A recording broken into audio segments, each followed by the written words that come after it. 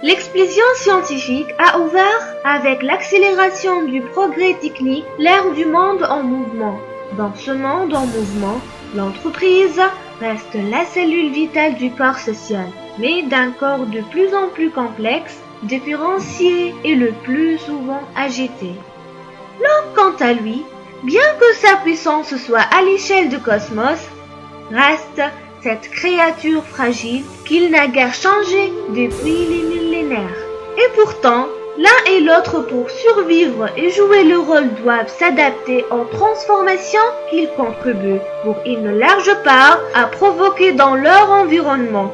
Ces transformations, dont la cause première est le progrès technique, affectent l'environnement économique, social, politique, culturel, ainsi que par contre-coup, le fonctionnement des entreprises et plus généralement de toutes les organisations.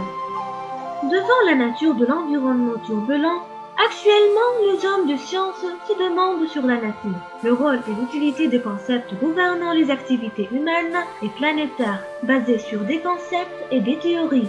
Le management et la gestion, eux non plus, n'ont pas échappé à cette phase rétroactive que les théoriciens révèlent et qui essaient d'en trouver des réponses objectives et convaincantes.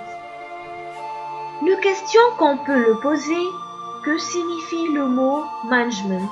Le management est l'agencement dynamique des ressources et des énergies, en faisant face intelligemment à l'évolution de l'environnement et ses changements, afin qu'une organisation atteigne son objectif.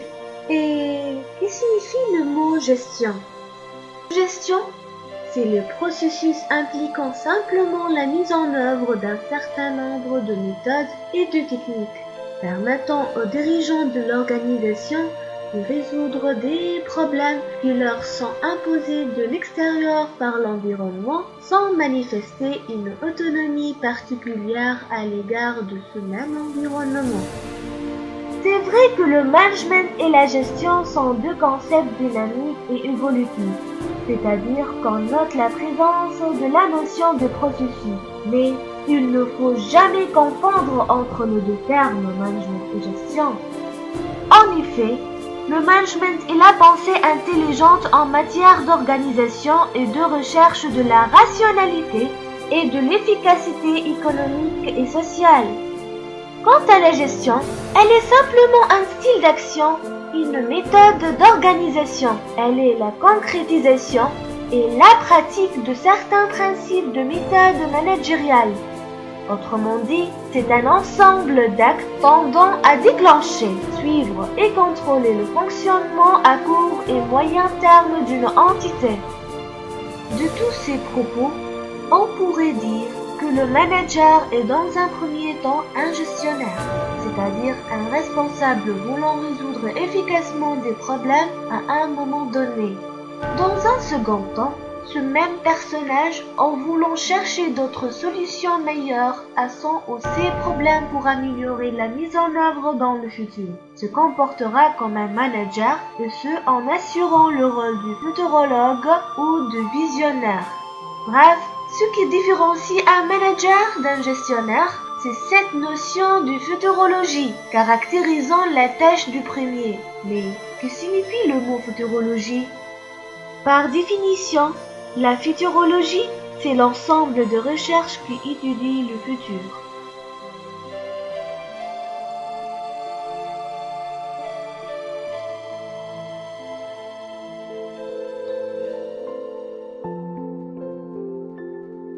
Le management s'étend bien au-delà du monde des affaires et concerne les organisations les plus diverses, fussent-elles gouvernementales, militaires ou religieuses. Quel que soit le type d'organisation, le genre d'activité, le lieu graphique, l'état de développement du pays, les gestionnaires ont toujours pour tâche de prévoir, planifier, organiser et de communiquer leurs objectifs avant de mesurer les résultats obtenus par leurs subordonnés. Il n'est plus simplement l'affaire de business. Il s'impose dans toutes les formes d'activité qui au sein de notre société mettent en œuvre sous des formes diverses de ressources illimitées en dépit de leur abondance. pour contribuer au bien-être et au développement social. Il est donc devenu une discipline universelle, mais encore faut-il l'adapter aux caractéristiques des diverses institutions dans lesquelles il doit être appliqué.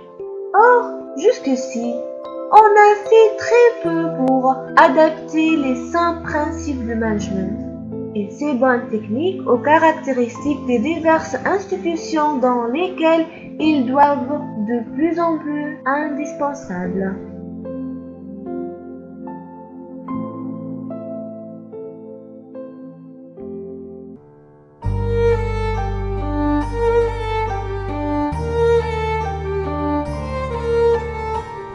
On sait que la science énonce la théorie qui permet de comprendre comment fonctionne une entreprise. Et on sait que l'art consiste à savoir comment se servir de la théorie dans un environnement donné. Donc le management est à la fois une science et un art. L'art sans théorie fait penser au sorcier qui guérit une maladie sans avoir fait des études de médecine. Il peut réussir dans certains cas, mais dans l'autre provoquera la catastrophe, par ignorance des principes qui gouvernent les fonctions du corps. Le management intègre toutes les connaissances scientifiques découvertes par l'homme depuis l'Antiquité et cherche continuellement la manière et le cadre qui permettent une application intelligente de ce savoir. Autrement dit, le management est un couple harmonieux composé par deux pratiques humaines, l'art et la science.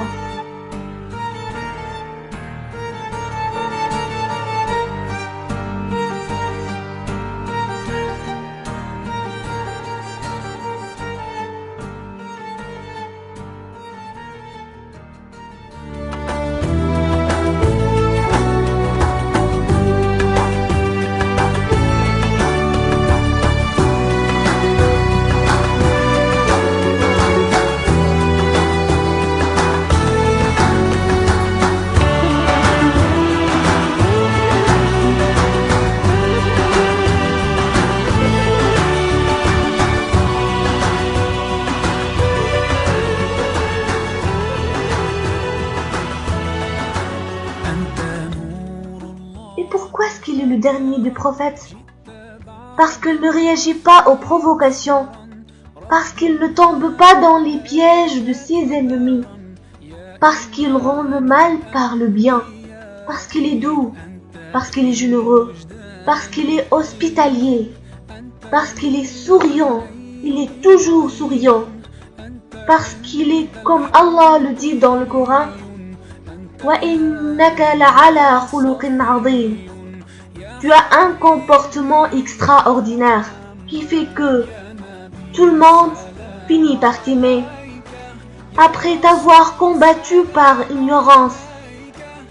Mais comme le prophète ne tombe pas dans le piège des ignorants, il arrive à quoi? Il arrive à les ramener à la raison, à la révélation.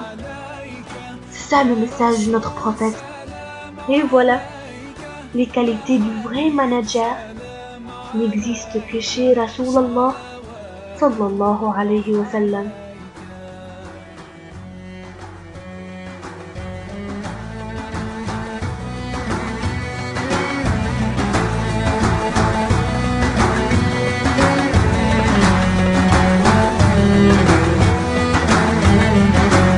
يرتوي بالحب قلبي حب خير رسل ربي من به أبصرت دربي يا شفيعي يا رسول الله أيها المختار فينا زادنا الحب حنينا جئتنا بالخير